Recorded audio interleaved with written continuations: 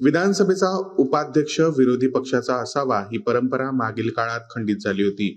मात्र ही परंपरा पुन्हा सुरू करण्याची मागणी काँग्रेसचे प्रदेशाध्यक्ष आमदार नाना पटोले यांनी मुख्यमंत्र्यांकडे केली।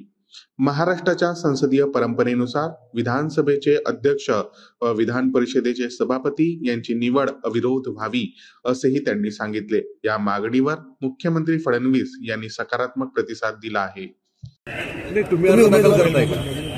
आपल्या राज्यातली परंपरा राहिली आहे। या पदावर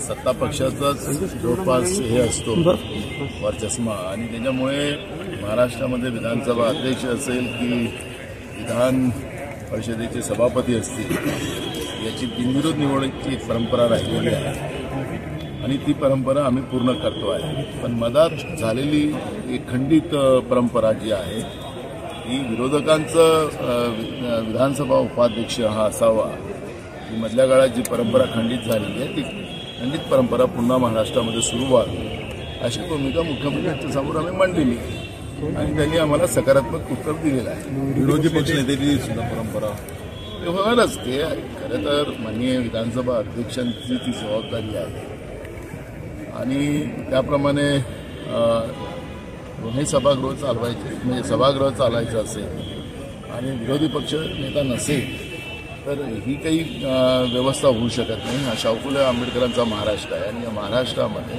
विरोधी पक्षनेता असलाच पाहिजे आणि माननीय विधानसभा अध्यक्ष हा निर्णय घेतील या अधिवेशनात त्यांनी घ्यावा असं आमची विनंती आहे।